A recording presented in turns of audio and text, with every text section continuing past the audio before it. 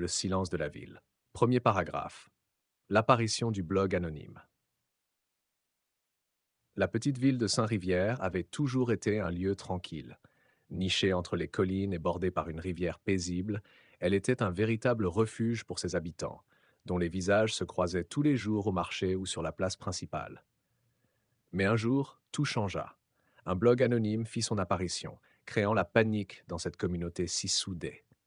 Le justicier invisible s'appelait-il, et ses publications pleines de détails troublants ciblaient les figures les plus influentes de la ville. Le premier article évoquait un certain Jacques Duval, directeur de la banque locale, bien connu pour sa philanthropie et ses généreuses donations aux œuvres caritatives. L'article affirmait que Duval avait détourné des fonds pour financer un projet immobilier douteux. Ce qui semblait d'abord n'être qu'une rumeur malveillante devint une affaire beaucoup plus sérieuse lorsque, quelques jours après la publication, Duval disparut sans laisser de traces. Les habitants, d'abord sceptiques, se mirent à consulter le blog chaque jour, guettant la prochaine victime de ce mystérieux justicier. Les spéculations allaient bon train. Qui était derrière ce blog? Pourquoi ces révélations? Et surtout, que signifiait la disparition des résidents après chaque révélation? Alexandre Clément, journaliste au Courrier de Saint-Rivière, était l'un des rares à ne pas se laisser emporter par la peur ambiante. Alexandre, dans la quarantaine, était un homme calme et méthodique, connu pour son flair et sa capacité à rester impartial, même face aux scandales les plus sensationnels. Intrigué par ses publications, il se lança dans une enquête pour découvrir qui se cachait derrière ce blog. Alexandre savait que si ces rumeurs étaient vraies, elles allaient bouleverser l'équilibre de la ville. Mais ce qu'il ignorait, c'est à quel point cela changerait sa propre vie. Deuxième paragraphe. Une nouvelle disparition. Un mois après la première publication, une nouvelle révélation secoua la ville. Le maire, Philippe Langlois, une figure intouchable dans la politique locale depuis plus de 20 ans, fut accusé par le blog de fraude électorale. L'article, comme à son habitude, fournissait des preuves détaillées, des documents confidentiels, des emails compromettants, des transactions financières douteuses. Cette fois-ci, le choc fut encore plus grand. Comment un homme aussi respecté pouvait-il être impliqué dans une telle trahison? Alexandre, déterminé à percer le mystère, commença à faire des recherches sur Philippe Langlois. Il interrogea d'anciens collègues, fouilla dans les archives de la mairie, mais tout semblait irréprochable. Pourtant, il ne pouvait ignorer les informations précises et minutieuses publiées sur le blog. Comme pour Jacques Duval, quelques jours après la publication, Philippe Langlois disparut à son tour. Aucune trace, aucune explication. Le journaliste se rendit compte qu'il devait changer de tactique. Ce blogueur anonyme semblait avoir accès à des informations que même la police n'aurait pu obtenir. S'il voulait découvrir la vérité, Alexandre devait remonter à la source. Mais par où commencer? Il n'avait aucune piste, si ce n'étaient les noms des victimes, tous des individus influents de Saint-Rivière. Il décida donc de suivre un autre angle. Qui pourrait avoir intérêt à détruire la réputation de ces figures publiques? Alors qu'il s'interrogeait, une rencontre inattendue changea la donne. Un ancien policier à la retraite, Marc Leblanc, l'aborda un matin, l'air préoccupé.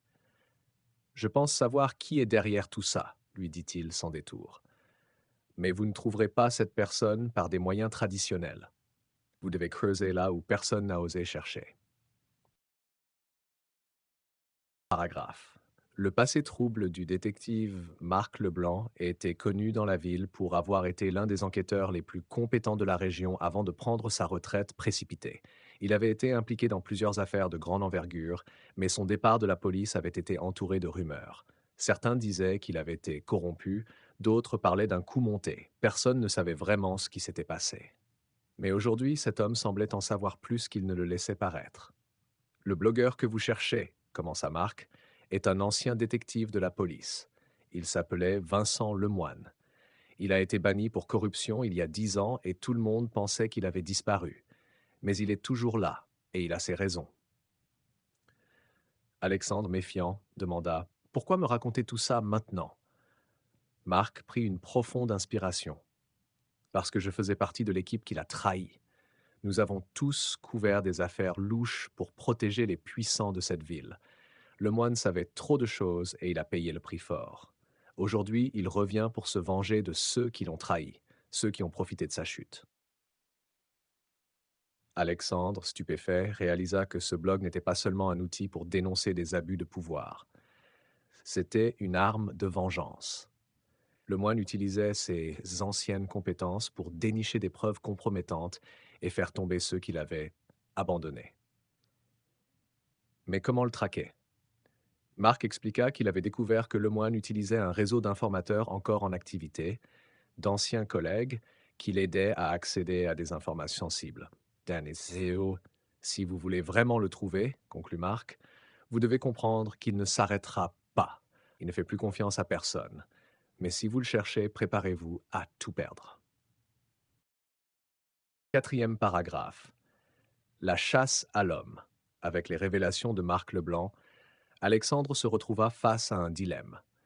Poursuivre cette enquête signifiait plonger dans une toile de corruption et de vengeance, où chaque pas pouvait le rapprocher de la vérité, mais aussi du danger. Pourtant, il décida de continuer. Il commença à suivre les pistes suggérées par Marc, tout en prenant soin de ne parler à personne de ses découvertes, pas même à ses collègues du journal. Les jours passèrent et une nouvelle publication du blog fit surface. Cette fois-ci, c'était Marie Lefebvre, la procureure générale, qui était la cible. Les accusations portaient sur des pots de vin reçus lors de plusieurs procès importants. Alexandre comprit alors que le moine ne choisissait pas ses victimes au hasard. Chaque personne qu'il attaquait faisait partie du système qu'il avait corrompu et détruit. Alexandre se rapprochait du but. Il identifia un ancien contact de Lemoine, un informaticien qui avait travaillé avec la police sur plusieurs affaires délicates. Lorsqu'il réussit à le rencontrer, cet homme lui confirma que Lemoine utilisait ses talents de hacker pour protéger son anonymat. Il se servait des failles du système qu'il connaissait si bien pour déjouer toute tentative de le retrouver. Un soir, alors qu'Alexandre rentrait chez lui, il reçut un appel anonyme. Une voix déformée lui murmura « Arrête tes recherches, Alexandre, ce n'est pas ton combat. » Le journaliste comprit qu'il était sur le point de franchir une ligne dangereuse, mais il était trop tard pour reculer. Cinquième paragraphe. La vérité éclate. Alexandre finit par localiser Vincent Lemoine. Caché dans une petite maison à l'extérieur de la ville, l'ancien détective vivait reclus, entouré de dossiers et d'ordinateurs. Lorsque le journaliste entra, le moine l'attendait, calme, presque résigné. « Je savais que tu me trouverais, » dit-il en souriant. Alexandre, nerveux, demanda « Pourquoi faire tout ça? Pourquoi ces disparitions ?» Le moine, avec une froide détermination, répondit « Ils m'ont pris ma vie, ma carrière, ma dignité. Tout ce que je fais, c'est rétablir la vérité. Mais ces gens, eux, ne peuvent pas simplement être exposés. Ils doivent disparaître pour que justice soit vraiment rendue. » Une confrontation verbale éclata. Alexandre tenta de convaincre le moine d'arrêter cette folie, de laisser la justice suivre son cours, mais le moine avait perdu foi en toute forme de justice traditionnelle. Finalement, Alexandre réussit à enregistrer leur conversation, révélant ainsi les véritables motivations du blogueur. Le lendemain, la police fit irruption dans la maison de Lemoine, mais il s'était déjà volatilisé, tout comme ses dernières victimes. Cependant, grâce aux révélations d'Alexandre, une enquête fut ouverte, et peu à peu, la corruption dans la ville de Saint-Rivière fut mise en lumière. Sixième paragraphe. Une victoire amère. Le blog s'arrêta brusquement après la confrontation entre Alexandre et Vincent Lemoine. Les rumeurs cessèrent, mais le climat de méfiance dans la ville de Saint-Rivière persista. Peu à peu, les habitants réalisèrent que le blog n'était que la pointe de l'iceberg. Les enquêtes menées à la suite des révélations de Lemoine mirent au jour un réseau complexe de corruption, de trahison et de crimes soigneusement dissimulés pendant des décennies. Le scandale fit la une des journaux nationaux, et Saint-Rivière, autrefois paisible, devint synonyme de mensonge et de tromperie. Alexandre Clément, malgré son rôle clé dans l'exposition de la vérité, se retrouvait isolé. Les habitants le regardaient avec méfiance, comme s'il avait trahi la ville en dévoilant ses secrets. Ses collègues au journal, autrefois admiratifs de son travail, se distancèrent également, craignant d'être associés à la tourmente qui continuait à secouer la communauté. Alexandre, bien qu'il ait accompli ce qu'il s'était promis de faire, ressentait un vide. Est-ce que cela en valait la peine se demanda-t-il souvent en regardant par la fenêtre de son bureau désert. Il avait découvert la vérité, certes, mais à quel prix? Ses relations personnelles avaient souffert, sa réputation avait pris un coup, et la ville qu'il aimait semblait brisée. Il savait, cependant, qu'il n'aurait jamais pu fermer les yeux sur la corruption qui pourrissait les fondements de Saint-Rivière. Les semaines passèrent, et le silence de Vincent Lemoine devint assourdissant. Malgré les efforts de la police et les tentatives d'Alexandre pour retrouver sa trace, l'ancien détective restait introuvable. Son blog, ses dernières victimes, tout avait disparu avec lui. Beaucoup pensaient qu'il était parti à l'étranger, se fondant dans l'anonymat après avoir accompli sa mission de vengeance. Un jour, Alexandre reçut une enveloppe non signée dans sa boîte aux lettres. À l'intérieur, une simple feuille de papier avec ces mots: La justice n'est jamais aussi pure que dans le secret. Merci de m'avoir trouvé. C'était la seule preuve que Lemoine était toujours en vie, quelque part, loin des radars. Épilogue. La fin d'un cycle ou un nouveau commencement. La vie reprit lentement son cours à Saint-Rivière, mais l'ombre des disparitions et des révélations planait toujours au-dessus de la ville. Une nouvelle administration, plus transparente, fut élue pour remplacer les anciens responsables corrompus.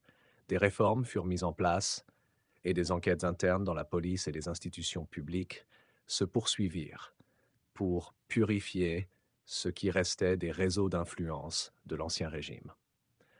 Quant à Alexandre Clément, il continua de travailler au Courrier de Saint-Rivière, mais ses articles prirent une nouvelle tournure.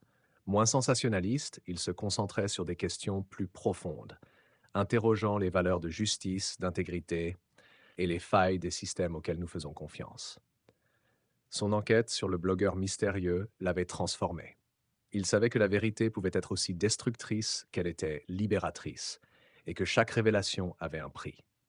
Un soir, alors qu'il se promenait près de la rivière, Alexandre s'arrêta pour contempler l'eau calme, une rareté dans la tourmente des derniers mois. Il réfléchit aux événements, aux disparus, à Lemoine. Ce dernier avait montré que la justice pouvait être impitoyable, surtout lorsqu'elle était guidée par la vengeance. Le bruit de la rivière en fond semblait apaiser les pensées d'Alexandre. Dans cette petite ville où tout avait commencé, il savait que l'histoire de Saint-Rivière n'était peut-être pas encore terminée. Mais cette fois-ci, il serait prêt, quelle que soit la suite. La lumière douce du crépuscule embrassait les collines, tandis qu'il faisait demi-tour, prêt à rentrer chez lui. Le silence de Saint-Rivière était redevenu apaisant, mais Alexandre savait désormais qu'il ne fallait jamais le sous-estimer. Derrière chaque façade tranquille, des secrets pouvaient encore se cacher, en attente d'être dévoilés.